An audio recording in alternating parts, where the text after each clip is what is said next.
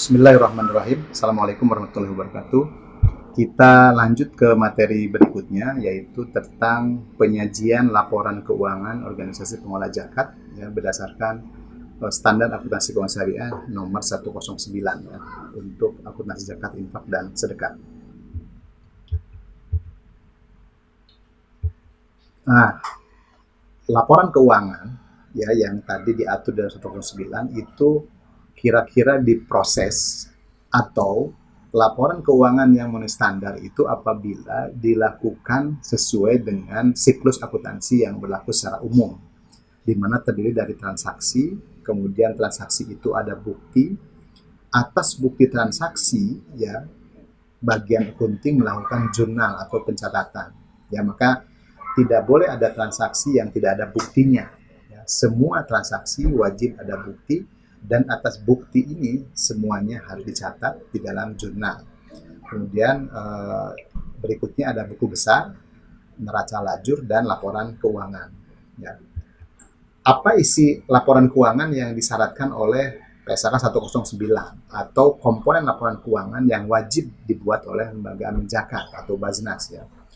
Pertama ada yang disebut dengan laporan posisi keuangan. Kalau dulu kita mengenal istilahnya neraca.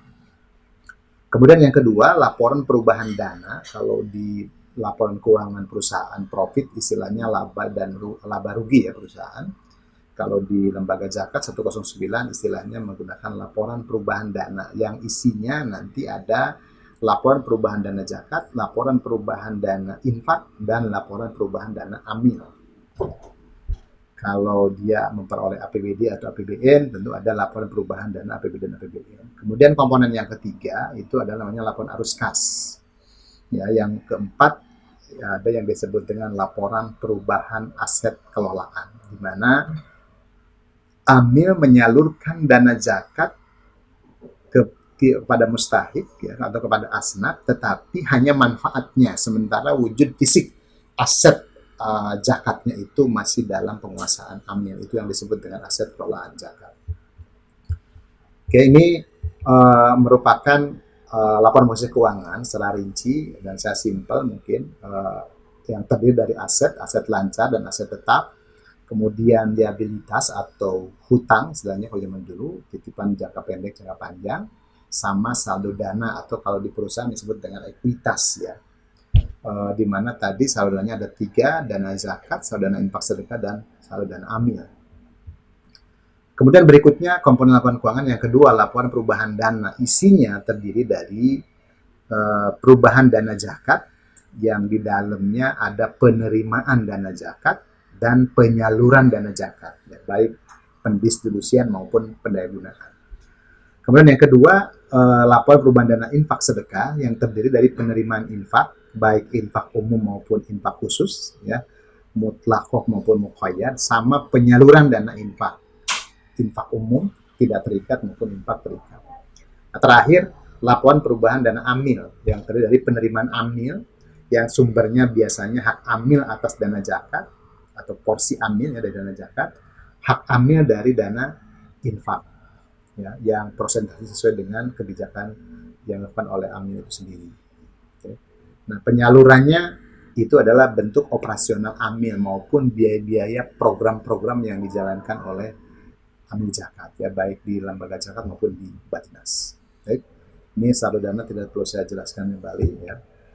Nah, ini saya kasihkan contoh dan mungkin secara detail lengkap saya mintakan lampirkan nanti di file video ini dalam bentuk aslinya ya.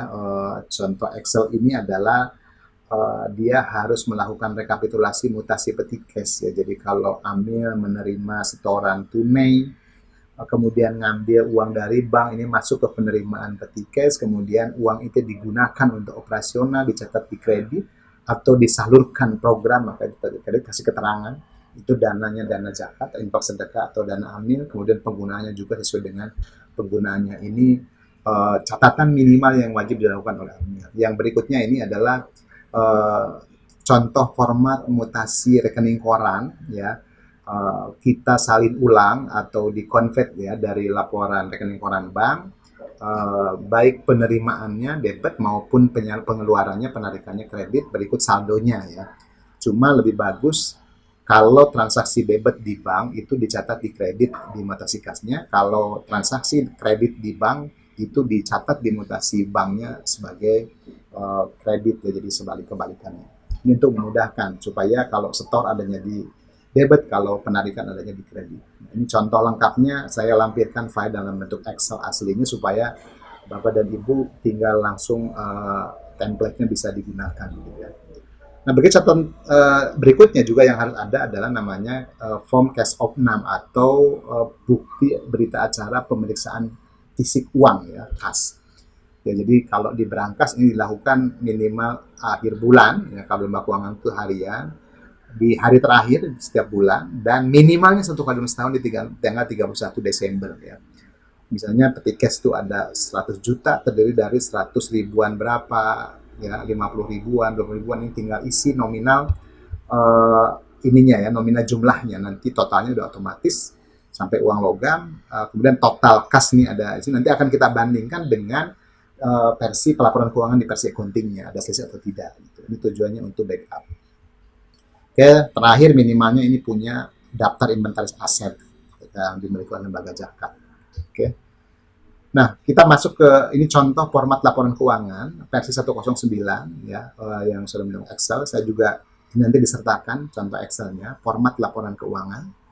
Ya, ini format posisi keuangan atau neraca. Ini contoh laporan perubahan dana zakat infak sedekah yang terdiri dari penerimaan zakat sesuai dengan jenis zakatnya ya, zakat profesi, zakat mal, zakat fitrah dan lain. Kemudian ada bagi hasil dana zakat, kemudian di total dari penerimaan zakat. Nah, ini hati-hati dalam menghitung hak amil itu bagi hasil tidak boleh terhitung ya, karena tidak boleh diulang 2 kali. Di bawahnya penyaluran ini sesuai dengan asnafnya wajib disajikan ya, penyaluran dana zakat untuk amil, fakir miskin, mualaf dan lain-lain. Ada surplus, penerimaan dikurangi pengeluaran, kemudian itulah kalau lebih besar penerimaannya berarti surplus, kalau penyalurannya lebih besar berarti defisit. Ditambahkan saldo awal di bulan lalu atau tahun lalu, maka itulah saldo akhir, itu masuk ke neraca sebagai saldo dana. Nah, ini laporan contoh format laporan keuangan infak sedekah ya, yang dibagi atas infak umum dan infak khusus. Penyalurannya juga sama, infak umum. Surplus ditambah saldo awal atau defisit ya. Kemudian itu saldo akhir yang nanti menjadi saldo dana di neraca atau defisit keuangan. Terakhir ini contoh format laporan perubahan dana amil ya, yang penerimaannya terdiri dari bagian amil dari zakat, penerimaan amil dari dana infak sedekah atau penerimaan lain yang langsung diterima dari donatur bagi hasil. Nah, ini pentingnya kenapa dana itu harus disimpan sesuai dengan jenis dananya. Karena dana zakat bagi hasilnya masuk ke penerimaan zakat, dana amil masuk ke penerimaan amil, dana infak masuk ke penerimaan infak. Di bawahnya di dana amil ini adalah pelaporan penggunaan dana amil atau operasional amil ya, semuanya masuk ke sini, baik operasional kantor, gaji, tunjangan kehormatan maupun biaya operasional program. Surplus atau defisit, saldo awal ya, kemudian ini saldo akhir. Itu juga yang menjadi total di saldo dananya di neraca. Baik, isinya adalah akuntansi zakat ini terdiri dari akuntansi penerimaan zakat, yang kedua akuntansi penyaluran dana zakat. Nah, dana zakat untuk mempermudah penerimaannya itu terdiri dari aktivitas pengumpulan dana dari muzaki, yang kedua penerimaan dari amil lain. Ini jurnalnya saya sertakan di file yang lengkap, ya tidak dijelaskan di sini. Kalau untuk bagaimana mencatat penerimaan dana zakat dari langsung dari muzaki, yaitu debitnya kas, kreditnya penerimaan zakat. Tapi pada saat menerima dana zakat dari amil lain, maka tidak masuk ke penerimaan, tapi sebagai titipan penyaluran ya, bagi yang menerima, bagi yang menyalurkannya piutang penyaluran. Nah, itu yang diatur dalam penerimaan ini. Kemudian waktu bagi hasil tadi penerimaan, tapi tidak bagian dari yang dihitung dalam penghitungan hak amil. Terakhir dana talangan atau ada pinjaman dana zakat. Penyalurannya untuk transaksi yang langsung kepada mustahik itu disebut sebagai penyaluran. Tapi kalau dia salurkan melalui amil lain dicatat sebagai piutang penyaluran, ya kemudian penyaluran hak untuk asnaf amil ya di situ. Itu yang diatur di dalam akuntansi zakat. Nah, ini semua dilampirkan dalam slide terpisah ya. Itu sudah saya buatkan contoh treatment pencatatannya masing-masing transaksi dan contoh studi kasusnya.